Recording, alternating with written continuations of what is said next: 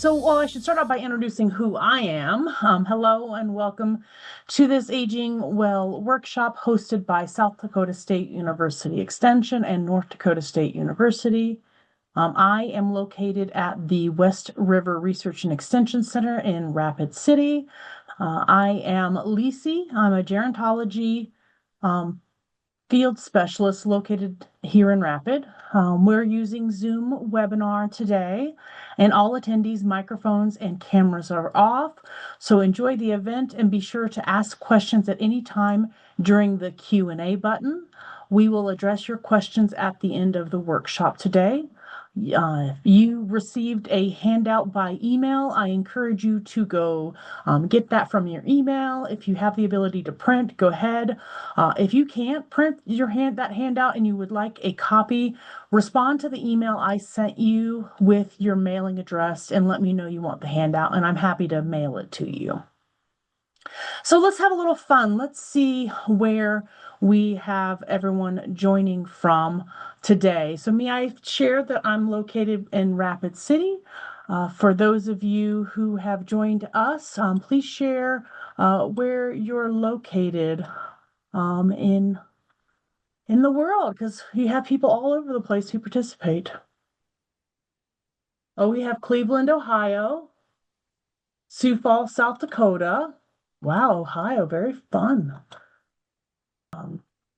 So it's fun to see where everyone is from. I mean, we do market this to North Dakota and South Dakota, but we are aware in the age of the internet that our programs can reach much further and wider than we anticipate. So we like to see who we reach with the work that we do. We have Lake Andes, South Dakota as well.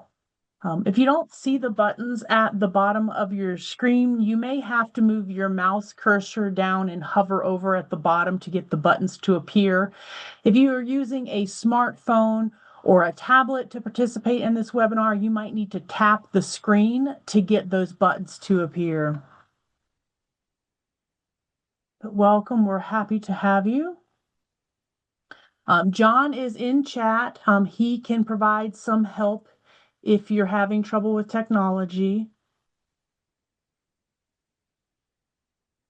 For those that are viewing as part of a watch party, we are glad to have you. Please write your questions down and give them to your host. Your host will type your questions into the Q&A box, and our speaker, Teri, will answer them at the end of the webinar.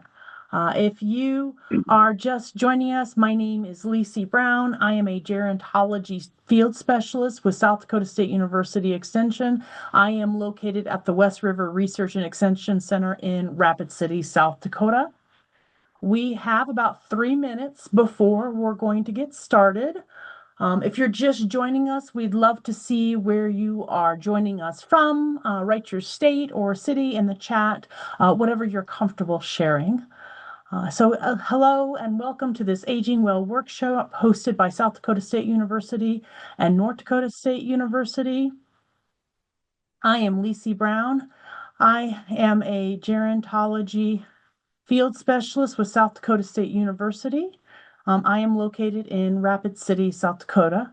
We are using Zoom webinar today, and all attendee microphones and cameras are off. So enjoy the event and be sure to ask questions at any time during the event using the Q&A button. We will address your questions at the end of the workshop.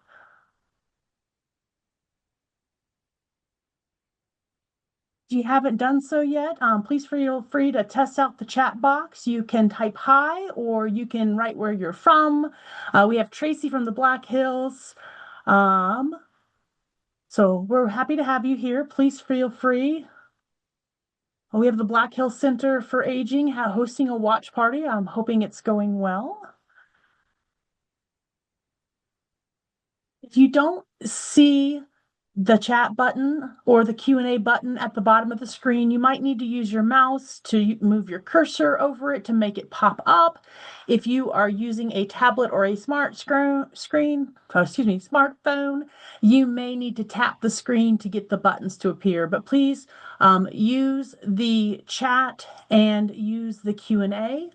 We will be watching Q&A and chat throughout the workshop, but we will answer questions at the end. My colleague John is in chat. He is watching. If you're having trouble with any of your technology, he is there and he will do his best to help you. Hello from West Fargo. Welcome. Welcome from North Dakota. It's good to see everybody today. For those of you who are viewing as a watch party today, we are glad to have you. Please write down your questions and give them to your host. Your hosts will type them in the Q&A, and then I will read them to Teri, our speaker. If you are just joining, my name is Lacey Brown, and I am a gerontology field specialist with South Dakota State University. I'm located in Rapid City. We are ready to begin, so I will now introduce our speaker.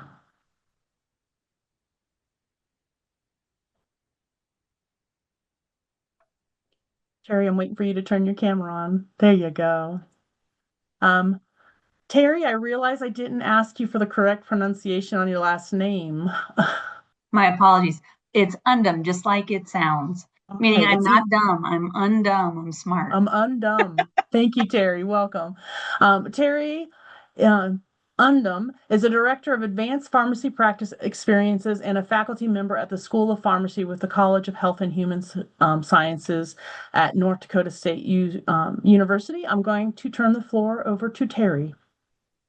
Well, thank you for having me, Lacey. Thank you for that nice introduction. A little background about me. I'm a 1992 graduate of the University of Kansas down in Lawrence, Kansas. So I've been around the block a time or two with pharmacy. I've been a pharmacist for over 30 years now. I also have a PhD in developmental science. My focus for my PhD is well-being in older adults, specifically how healthy behaviors can enhance our well-being.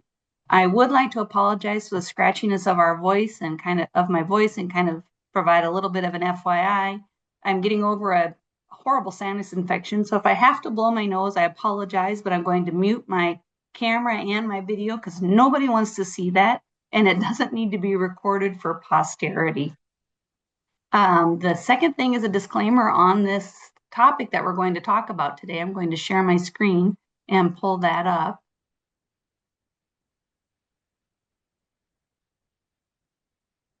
The second thing that I want to talk about is just a brief disclaimer on the topic. We're going to be talking about polypharmacy and deprescribing today. And when you are watching TV and you see people doing crazy stunts, oftentimes you will hear the announcer say something like, please don't try this at home unattended.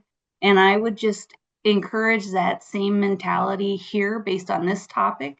Polypharmacy and deprescribing have been getting a lot of attention in the press lately, and they can be beneficial, but if undertaken without appropriate oversight by a healthcare professional, we can find ourselves in a little bit of trouble with that. And I think that'll become more clear here as we talk about this topic going forward. So if at the end you are thinking that this may be something that applies to you, I would encourage you to talk to your healthcare provider. So without further ado, let's get started. So if you have done any Googling on polypharmacy, you have probably noticed that there are several definitions that are floating around out there. For our purpose today, the definition that we'll be using is the simultaneous use of multiple medications, usually more than 5. Polypharmacy is a complex relationship between the medications themselves, the diseases that they're used to treat, the outcomes that we get from using those medications, and each individual patient. It truly is a complex relationship. It's very relevant today. 4 out of 10 older adults are on a polypharmacy regimen. That doesn't necessarily mean it's a bad polypharmacy regimen. It may just be the way things need to be. I'll use myself as an example. I was recently diagnosed with mild psoriasis. to treat that mild psoriasis, I need 4 different medications.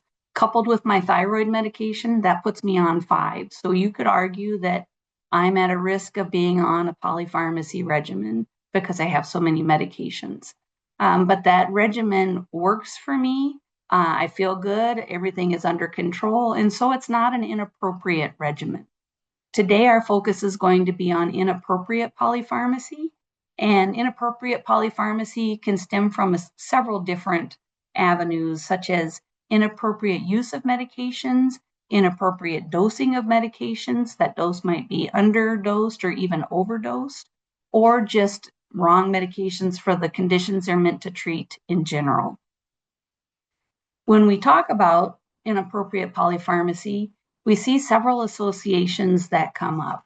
The first is declining adherence. When we talk about adherence, that's the ability to take our medications the way it's prescribed. Oftentimes, medications may be 1, 2, 3, even 4 times a day, and it's hard to manage those and remember to take them the way they're prescribed every single day. So we see an association with inappropriate polypharmacy and adherence.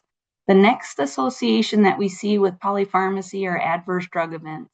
And similarly to adherence, when you add more medications, you run the risk of finally ending up with a medication that has side effects, and you run the risk of running into drug-drug interactions because you simply have more medications to interact.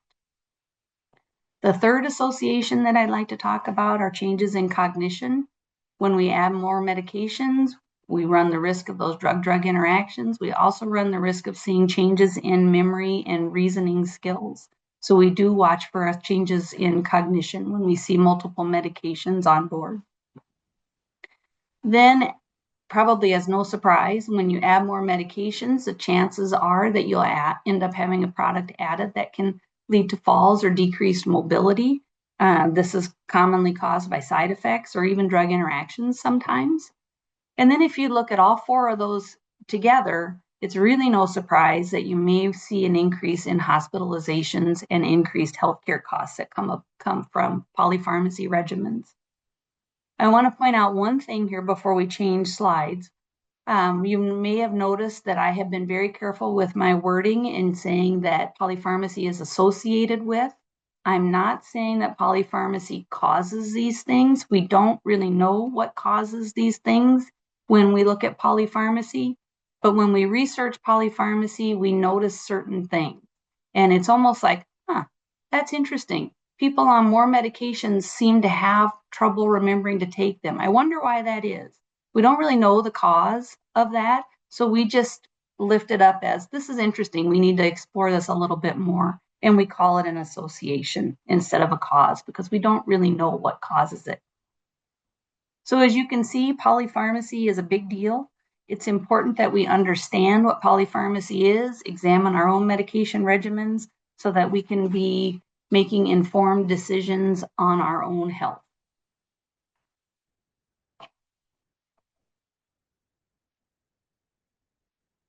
There are some common risk factors associated with polypharmacy.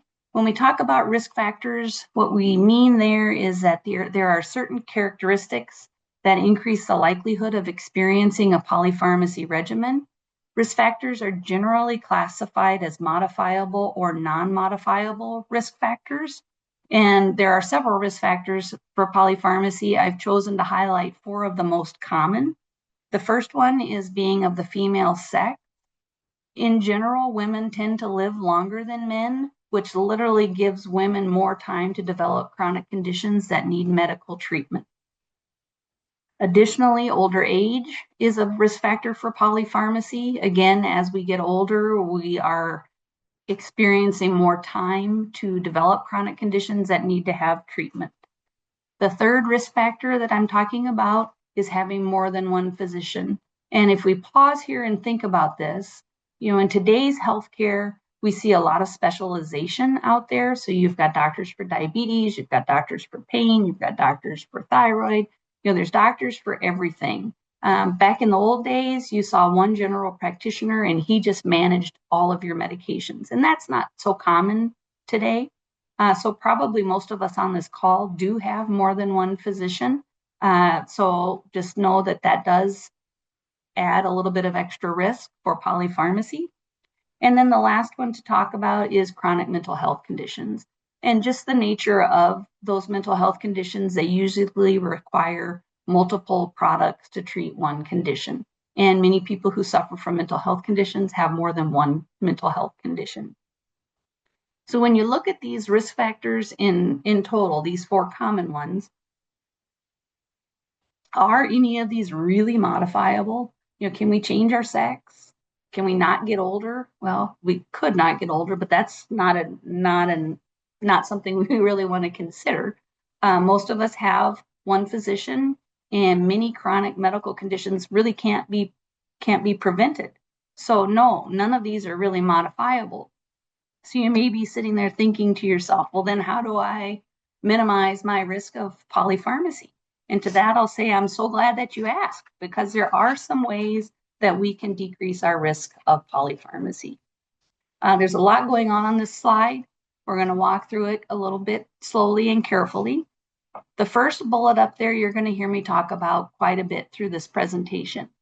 And that is to keep an up-to-date list of your medications, both prescription and over-the-counter products.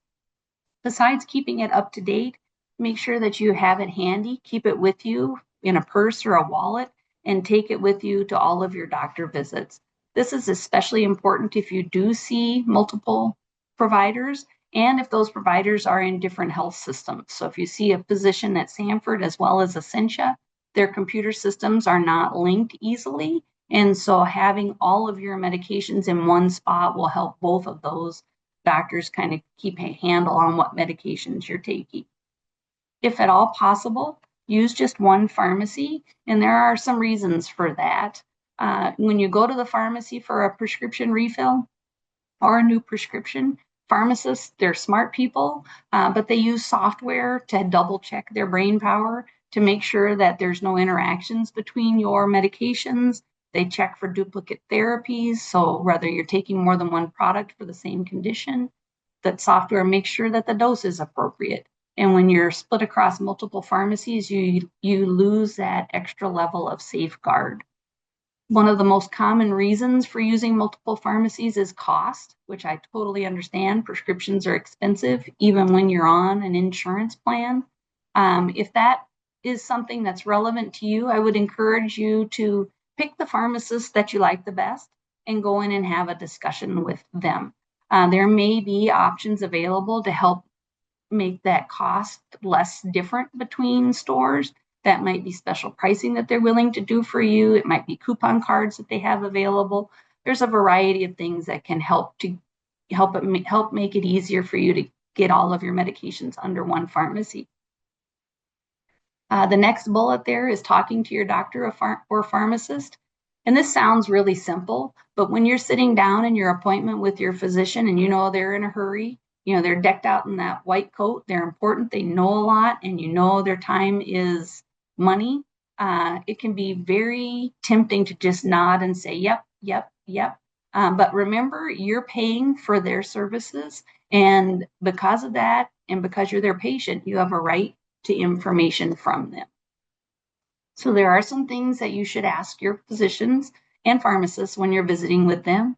The first, ask about medications that you have taken for a long time. This is a big one. Things change over time. Many prescriptions were started with the intent of being just short-term prescriptions, but they end up being continued over and over and over. So ask about those medications and if they're still appropriate for your situation. If you're planning to start dietary supplements or medications, ask your doctor and pharmacist about those products. Over-the-counter products are generally safe and well tolerated, but they don't come without side effect risk and potentials for drug interactions. So ask those questions of your medical team. Ask what you might expect from a new medication that's being started. Your pharmacists are great about counseling on new medications. If something isn't clear there, ask questions until you fully understand. And then if you've recently been discharged from the hospital, go over those medications that you were prescribed at your discharge from the hospital. Oftentimes when you're discharged, your doctor will write you prescriptions for just short stints of medication, maybe to get you through until you see your regular doctor, or because they only need to be given for a short time. Oftentimes, those medications end up being renewed and become an ongoing product. So if you do all of this and you and your doctor or pharmacist identify a potentially inappropriate polypharmacy situation that you want to address, you might wish to consider deprescribing. Deprescribing is another term that's gotten a lot of attention in the media lately. The term was coined back in 2003. And it is the careful and planned reduction or stopping of medication. I want to stress very carefully here and very clearly that deprescribing is done carefully and in a planned reduction method. Not all medications can just be stopped cold turkey. Often this is due to the chemical makeup of the medication itself. It also may be due to the disease that it's being used to treat and how it affects the body. There are several medications that need to have extremely slow reductions in dose, like 10% at a time. And if you stop those medications abruptly, you can end up with some disease rebound and some really unpleasant, unintended consequences. So deprescribing is done carefully and in a planned method with your healthcare providers. The primary goal of deprescribing is to reduce harm, but also to maintain or even improve quality of life. And one of the ways that we do this is to determine each medication's overall risk versus benefit. And I will toot pharmacists' horns here and say that pharmacists are really good at helping patients to determine overall risk versus benefit.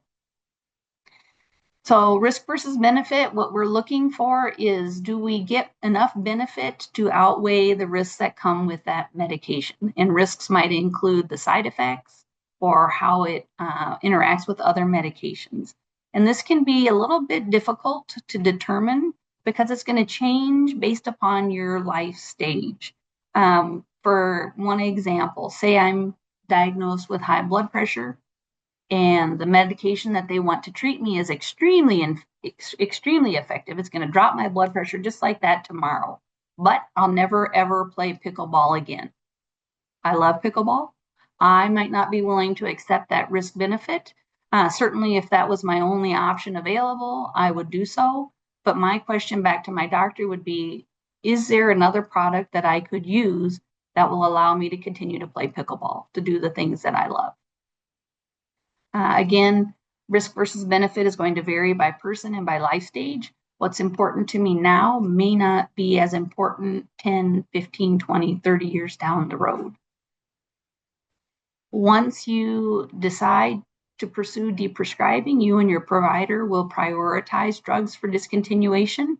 If there's multiple medications that can be deprescribed, the plan will usually be to deprescribe them one at a time, so that your physician can carefully monitor how these medications are doing when they discontinue them and how the disease is progressing or not as it's being discontinued.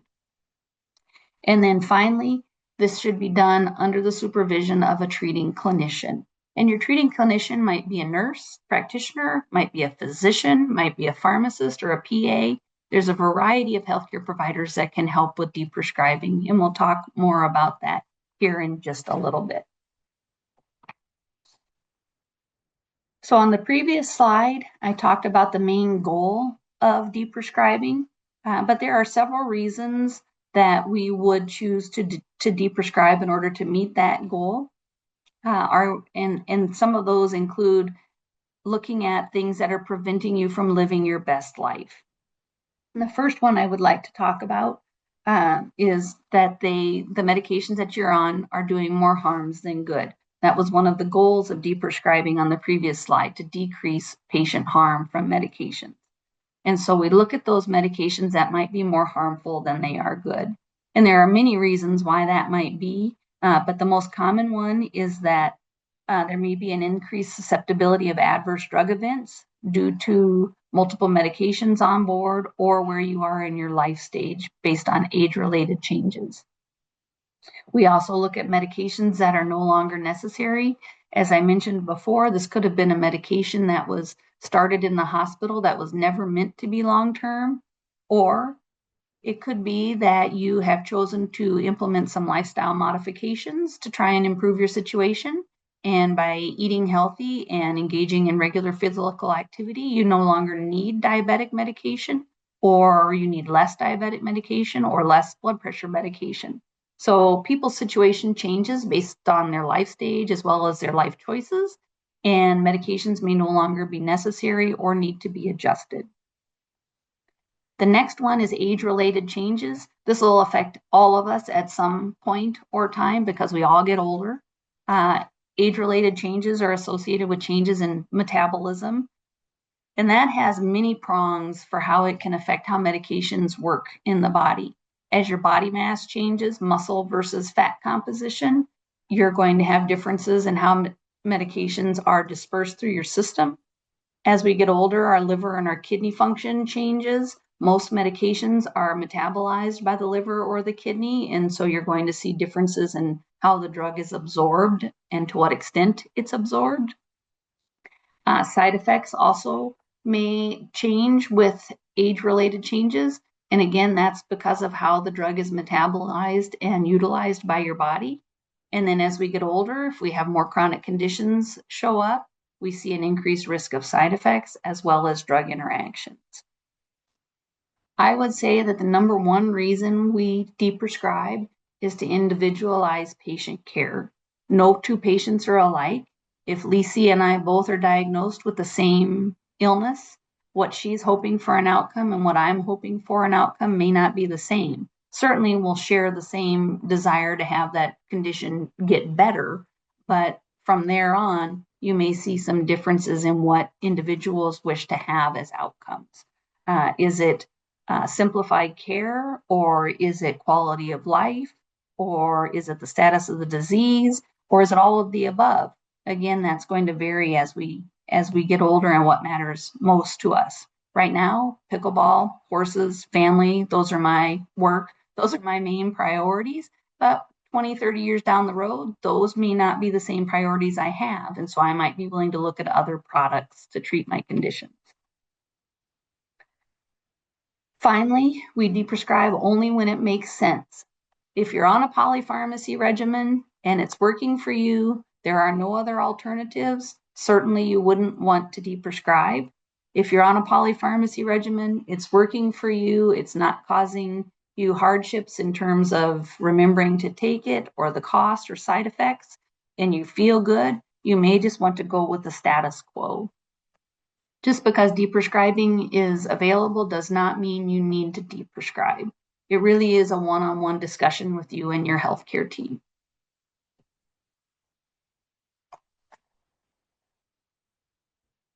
All right, so there are a handful of meds that are commonly targeted for deprescribing, and I would like to spend a couple of minutes talking about those. They're not in any particular order, just in how I found them and the amount of time I want to spend speaking about them. But the first class of medications that are commonly deprescribed are those proton pump inhibitors. These are products like Prilosec, omeprazole, Protonix. They're used to treat acid reflux or GERD. These are often started in the hospital as a protective measure and often not discontinued when a person leaves the hospital. So they end up going on and on and on. The next class are benzodiazepines or Z drugs. You can see some products there. These are your Ativans and your Ambiens. I've got the chemical names there on the screen. These are medications that are used to treat sleep problems or anxiety. They work very well in the short term, but as they're given for longer time periods, the effectiveness of them tends to drop off. They're also associated with quite a bit of side effects, including dependence, confusion, fatigue, and even balance problems that could lead to some fall issues. There are several different options available for sleep and anxiety that might be better for you than a benzodiazepine or a Z drug.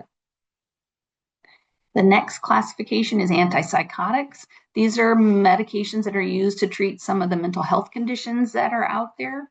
They're very effective, but they do come with some side effects, including balance issues that may lead to falls, unintentional movements, which I'll get back to here in just a second, and then decreases in cognition, fatigue, and dry mouth. The unintentional movements that I referenced, we've probably all seen the commercials that are on TV right now, where a person gets started on an antipsychotic and all of a sudden they start having these movements that they can't control. Usually it's movements of the mouth or tongue, and it can look a little alarming to see it happen. Those are side effects of those medications, and they're somewhat common. And so the answer right now with what we have available to us is to treat the side effect. And that's never an optimal situation. If there's another product that can be used that doesn't have those side effects, that would by far be the preferred method to take. Because once you start to treat side effects, you're adding more medications. When you add medications, you may end up with more side effects or drug interactions. Then you add another medication to treat that new side effect, and you can see you get an entire prescription cascade that stems from just one medication used to treat one condition. We'll talk more about prescription cascades here in a moment. The next classification, or excuse me, the next category of medications that are often targeted for deprescribing are those anti-hyperglycemics that are used to treat diabetes. I'm not saying that we're stopping your diabetic meds. That's not at all where I'm going with this.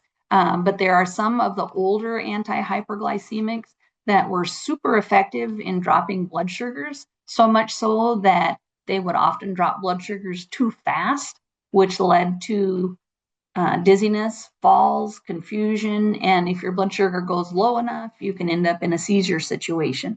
So some of those older medications are being scrutinized to see if they can be replaced with better, newer medications that don't carry that risk.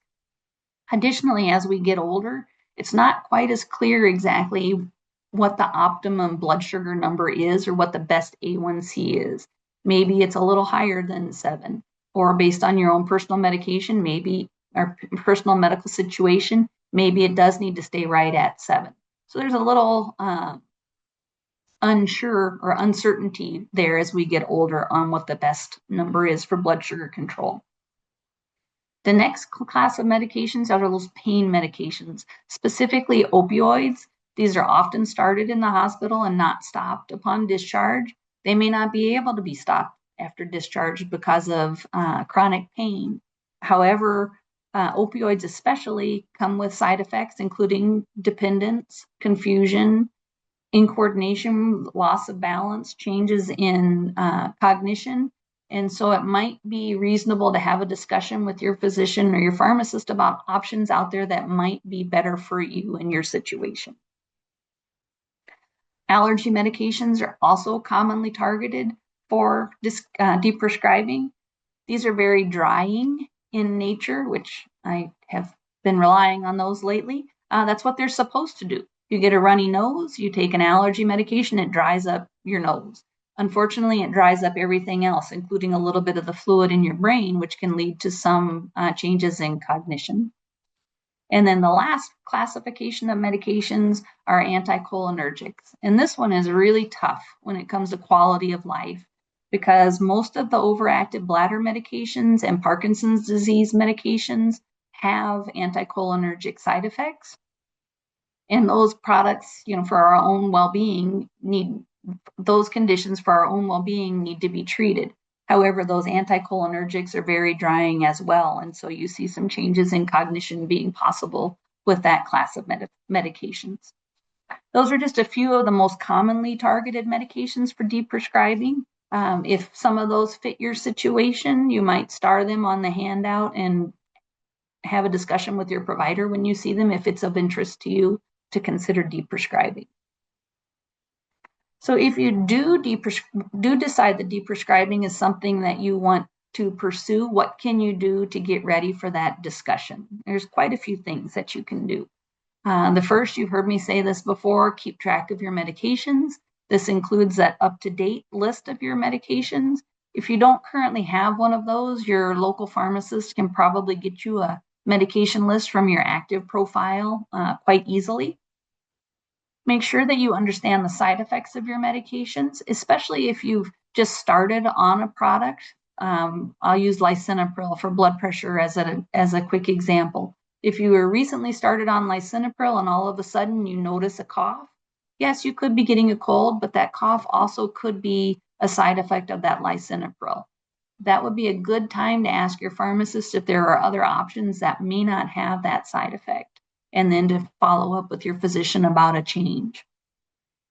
But anyway, understanding your side effects. Are they manageable? Are they something that could go away with another product? And then again, remember, if possible, to use one pharmacist and one pharmacy. And then double check your prescription when you pick it up. I would absolutely love to tell you that pharmacists never ever make mistakes, but that would not be true. Anytime you put human hands in something, you run the risk of a mistake. So if you go to the counter to pick up your medications, open that bottle expecting to see blue pills and see pink pills instead, don't hesitate to ask. I can tell you with 100% surety that any pharmacist worth his or her salt will not be offended that you're asking that question. We actually value having extra eyes on a prescription product. If anything isn't clear, please ask those questions until you totally understand what's being said. This is especially important in avoiding that prescription cascade. If you've recently started a medication and all of a sudden some side effects crop up and your doctor wants to add another prescription, pause and ask, could this be a side effect? Is there another product that might be appropriate for my situation to avoid that prescription cascade at all costs? Next, ask for regular medication reviews. This could be from your physician, but it would be better with your pharmacist. We'll talk about medication reviews here in a minute. And then ask if deprescribing is appropriate for you. If you know that you're on a whole bunch of medications and you really don't want to be on a whole bunch of medications, ask that question, start that conversation. And then finally, always consult your doctor or pharmacist before you change or stop a medication. And that's just so that you can avoid some unintended consequences that may come from that decision. So if you do start down the road of deprescribing, there are a few things that you can expect from those appointments. The first will be that your clinician will obtain a thorough medication history and a patient assessment. So they're going to go through all of your medications. They're going to go through all of the chronic conditions you have on file and match those up. Then they're probably going to want to do some blood work to see where you are with your labs. This may be done through a physician's office, or your pharmacist even, which we'll talk more about that here in a minute as well. You'll be identifying and prioritizing medications for deprescribing. This should really be a shared discussion between you and your providers, your whole medical team. If something is important to you, it should be important to them and vice versa. So a good collaboration is crucial for appropriate and successful deprescribing. Once you've come to an agreement, you'll implement a plan with your medical team for deprescribing. My big takeaway here is that once a plan has been identified, either get a copy of that plan or take detailed notes so that you know what to do when you're at home. There are several studies that talk about students in the classroom setting. Those students that don't take notes retain 20% or less of what they hear. So it's really important to leave your appointment with a firm plan in writing so that you know what to do when you're out and about. Then you'll be monitoring the plan. Since you'll be the one doing the action of the deprescribing, if you start to decrease a medication and you feel side effects reemerging or you're not feeling quite right, you'll be reporting that in to your provider. So monitoring how that plan is working for you as you go through the deprescribing pathway. So I referenced a little bit about clinicians and pharmacists and such, and those healthcare providers who can help with the deprescribing process. And there are a couple of healthcare providers that are probably on your healthcare team already who can be very helpful for you if you do want to pursue deprescribing. The first one I'll spend a little bit about time talking about is your primary care provider. As I talked about earlier, most of us have more than one physician, but we probably have one primary care provider who really has a bird's eye view of our health in general. The primary care provider acts almost like a traffic cop, directing people where they need to go. Oh, you're going to go here for your thyroid. Oh, you're going to go here for your blood pressure, and so forth. But they should have an idea of your general health overall. That would be one person who can help you with the deprescribing process. There's a handful of questions that would be beneficial to ask. The first one is, what is the purpose of each of your medications? If you look at your bottles at home, some of them might have in the directions what the purpose is, what it's used to treat. But I know from my own parents and my own self, many prescriptions don't say it's for blood pressure or it's for diabetes or whatever. And in my parents' position, they have written on the bottles what they think that it's for. And I know that some of them are incorrect. So making sure everybody's on the same page with what the medication is for to begin with is a great starting point. Next, you'll want to ask if any of the things that you're feeling that aren't great could be side effects or drug interactions. Then ask about lifestyle changes that might improve your well-being. This could be exercise, it could be diet, it could be a little bit more sleep or better sleep. That's a great question to ask. Lifestyle modifications can often decrease your need for medications, so something to ask about. The fourth one there, are all of your medication needed? Maybe your condition has changed either through life changes, metabolism changes, lifestyle modification changes, but ask whether all of those medications are still indeed needed.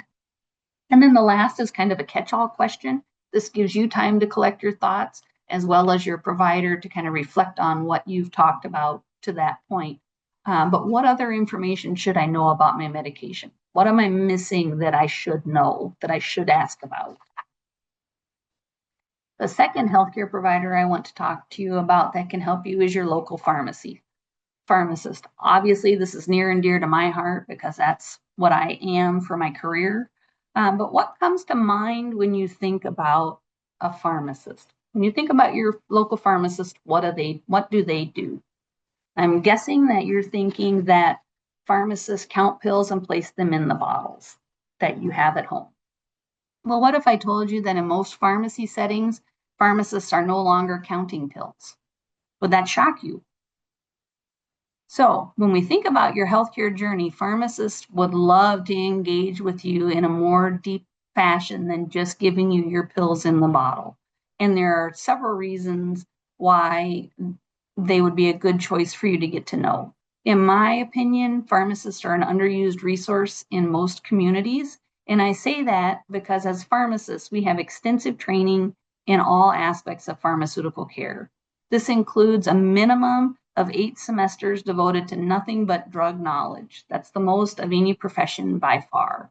The last time I looked at medical school curriculum, physicians get 2 semesters of pharmacology. And that's just look at all the other things they have to learn. So there's no room to add more than 2 semesters of pharmacology to their curriculum.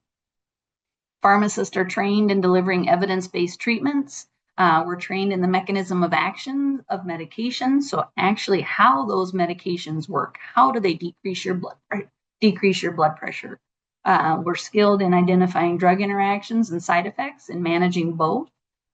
When you look at pharmacist-led interventions on behalf of patients, we reduce medication errors, we reduce adverse drug events, we reduce hospital readmissions, and we often can detect those harmful polypharmacy regimens. In addition to just drug knowledge, we also have extensive training in physical assessment. So we can assess your blood pressure, we can do diabetic foot exams, we can do assessments on your head, eyes, ears, nose, and throat. We're skilled at vaccination screening and giving vaccinations. I will say that the way we train students to give shots is great. I have never felt a pharmacist give me a shot, which I love because I hate needles.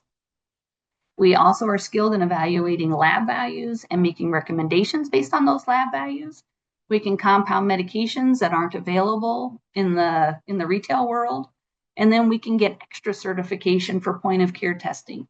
So you can go to your pharmacist and get tested for blood sugar. So basically we can diagnose diabetes.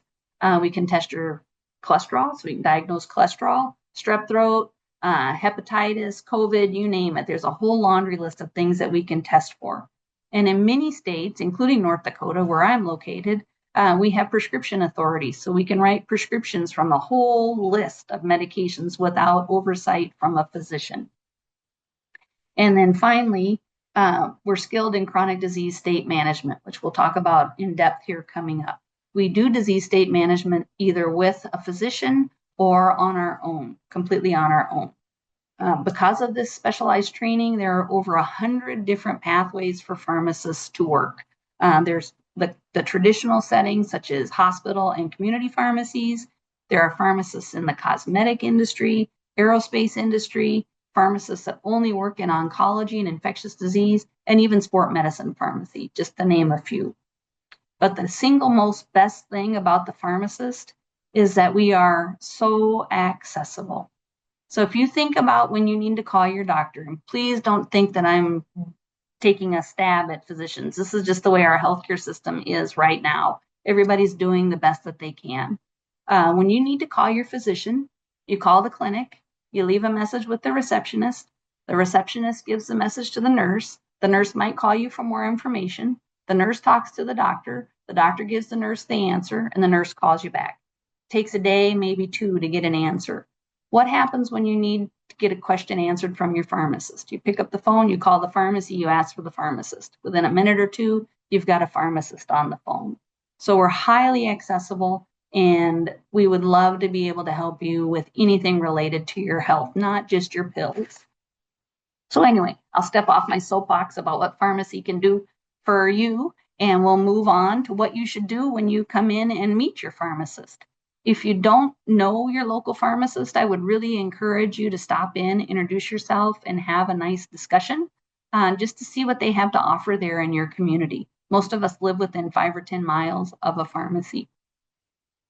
So when you stop in, you can ask any medication-related questions. We are the medication expert. If for some reason your pharmacist doesn't know the answer right off the top of their head, we have great resources to help us find those answers. You can also ask any lifestyle modification questions. Lifestyle medicine is near and dear to my heart. That was my dissertation for my PhD. I can tell you that the single most healthy behavior for enhancing your well-being in 5 different dimensions of well-being, not just feeling happy, is sleep. And it's not the number of sleep hours that you get, it's actually the quality of your sleep and how often you're interrupted during your sleep. So healthy behaviors we can help you with all the time at the pharmacy. And then ask about medication reviews. There are 3 that I'm going to touch on. The first is the most simple, and that's a complete medication review where the pharmacist goes through your medication profile one by one, taking a look at each medication, making sure that the drug matches the directions, matches the indication, and the duration of time is appropriate. You may or may not need to be present for a CMR. It's very simple to do. You're probably wondering why that sort of thing isn't captured during a routine refill. And a routine refill looks at just the medication that is being filled at that time. So this is going back and looking at everything all at once. The second one is medication therapy management, or an MTM session. This is a complete medication review on steroids. It goes a lot deeper. You'll probably need to be present for part of the medication therapy management. The pharmacist will do a bunch of work before you come and then sit down with the findings that they have. There are 5 goals of the MTM, and those are increasing your understanding about your medication as well as your health overall. Increasing medication safety, again, by increasing your knowledge on your health and your medication. Increasing medication effectiveness, so identifying maybe some sticking points in your treatment plan that can be enhanced. Increasing quality of life just by streamlining your medical health through medications. And then finally, decreasing healthcare expenditures overall for yourself and your third party. Deprescribing would fit very nicely under that umbrella of medication therapy management. Finally, disease state management. This is the complete package, contains all of the above there. Many pharmacists are single-handedly managing patient disease states now, where a physician makes the initial diagnosis, hands the patient off to the pharmacist prescribes the medication, and then adjusts dosing as needed and tracks how the disease is progressing. As I mentioned earlier, here in North Dakota, We have pretty broad prescriptive authority. And so you see pharmacists managing diabetes, hypertension, high cholesterol, and several different disease states, either single-handedly or in conjunction with a physician as well. If this is interesting to you, you can Google the Diabetic 10 City Challenge. It's a little bit older right now, but it was an insurance company that incentivized employers to have pharmacists manage diabetes for their patients. And the findings are quite eye-opening. But again, that's called the Diabetic 10 City Challenge. You know, I'm getting close on time here, so I'll move ahead. So just to bring us back full circle and bring us to some conclusions here, I have a few final takeaways and tips. The first is to always keep an up-to-date list of your medications and keep that list with you. The second is to not be afraid to ask questions until you understand. Remember, it's your health and you have a right to understand what's going on from your physician and pharmacist. Remember that not all polypharmacy is bad. Deprescribing may be right for you. It may not be right for you. And then I would be remiss if I didn't say get to know your pharmacist. So those are my key takeaways there. I would like to spend just a minute on references. These are the references that I use to put together this presentation. There's a lot of junk out there on the internet right now, and it's really challenging to figure out what is reliable and true and what is not. A good rule of thumb when you're reading something is to look who it came from. So if I'm reading something about the latest and greatest diabetic medication, I'm going to look to see who sponsored that article. And if it's the drug company that created that medication, I'll be a little bit skeptical and I'll want a little bit more evidence. The same holds true for journal articles and websites in general. So as a consumer of healthcare, there are some free resources out there that are reliable that anyone can access. The two that I like most are the Cleveland Clinic and the Mayo Clinic. Those guys are bastions in the healthcare field. They have lots of medical information available to you online if you're curious about that. And then I will change my slide and I will turn it back over to Lisi. Hi, Teri. Thank you. So we've got a few questions in chat box. I definitely encourage everyone, not in chat box, Q&A. We have a few questions in Q&A. So I encourage folks to continue to add questions to the Q&A and we will get through them. So the first one, Teri, please talk about supplements, vitamins, etc. How do these factor into the discussion?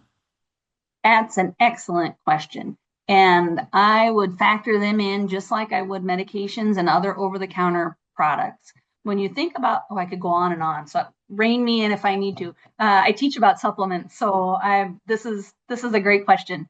Supplements are exactly that. They're supplements. They're not meant to be a standalone treatment, but vitamin D is a great example. It's a vitamin, it's a supplement. Here in the north, you know, we don't get out for enough sun, so we need to supplement our vitamin D. But supplements can't be taken lightly. Both vitamins and supplements, depending on how they're metabolized, you can get too much of. Vitamin A, vitamin D, vitamin E, those are all fat-soluble vitamins, and they are slow to break down in your body.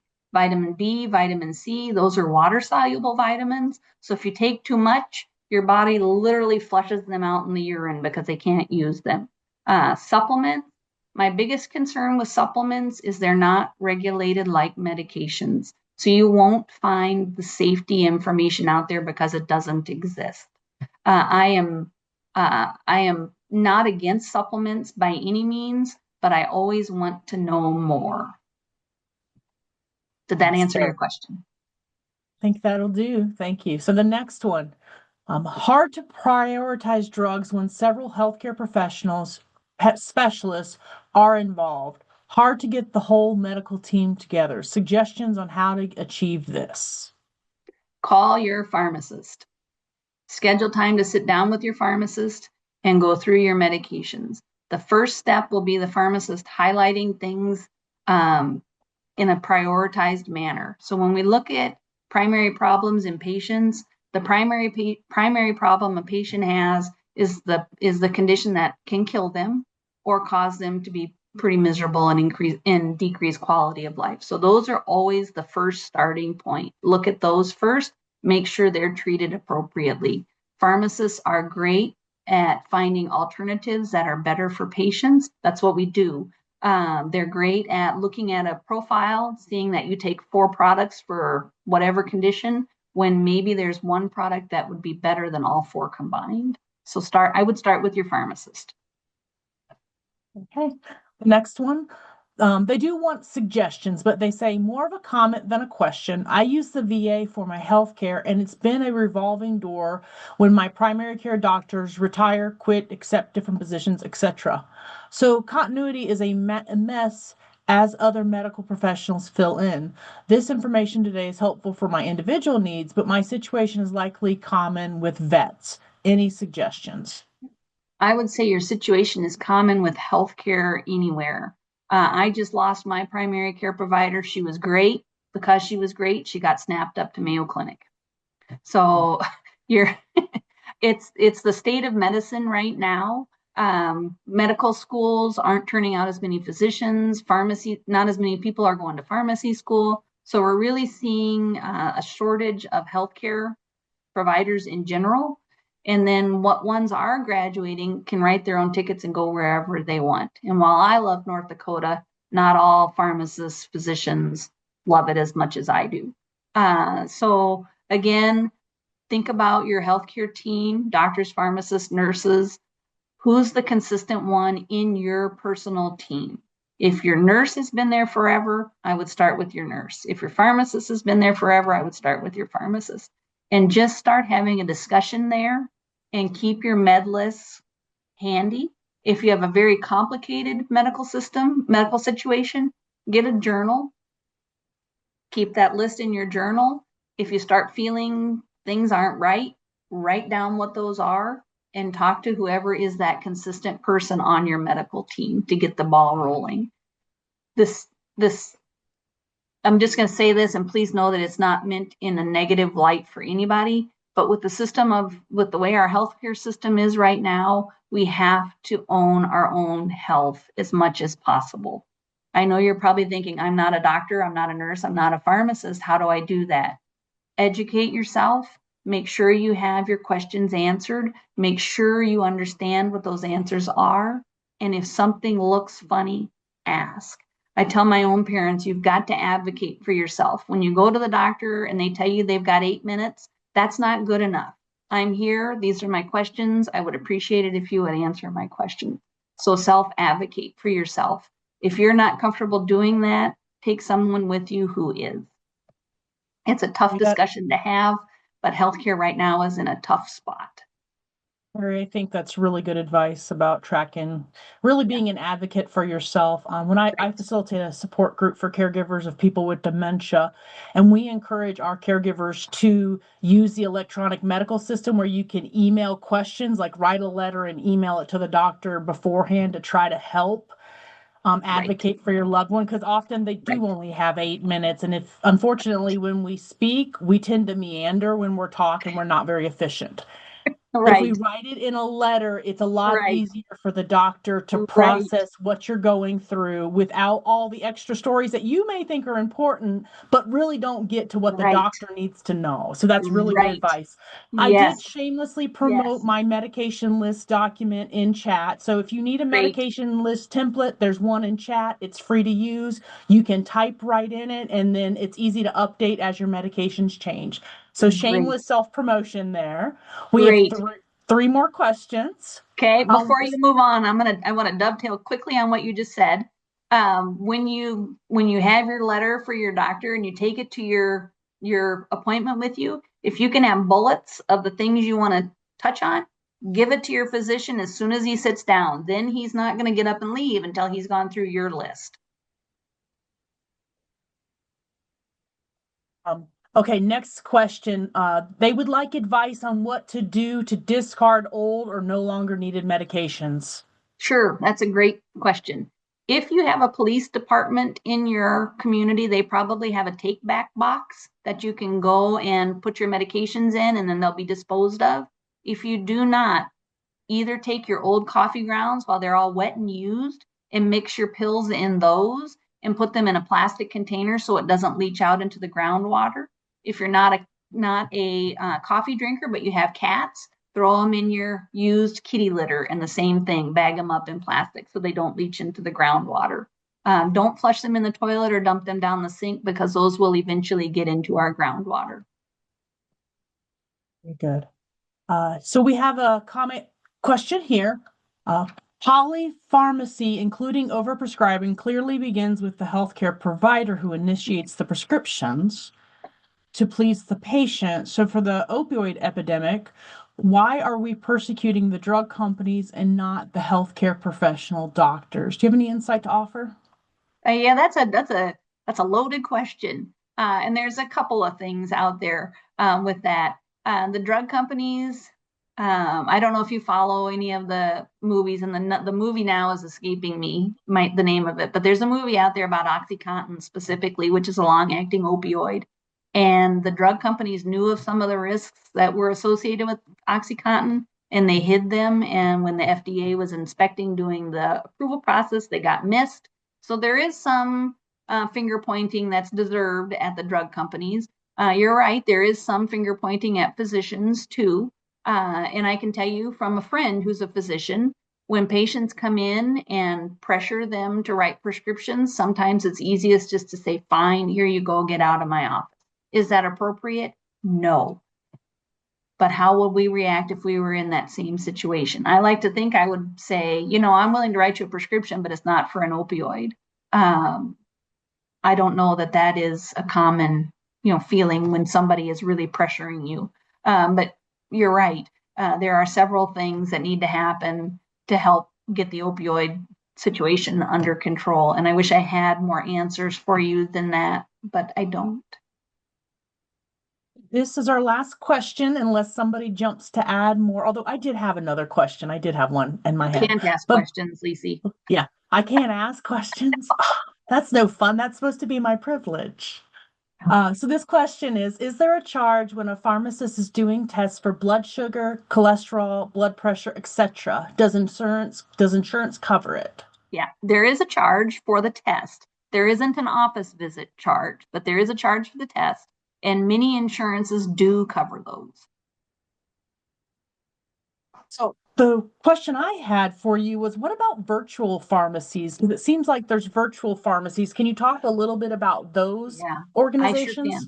I sure can. What you're referring to is called telepharmacy. And actually, the first telepharmacy site sprang from NDSU. So that's one of North Dakota's claims to fame nationwide. And it came out of a shortage of pharmacists.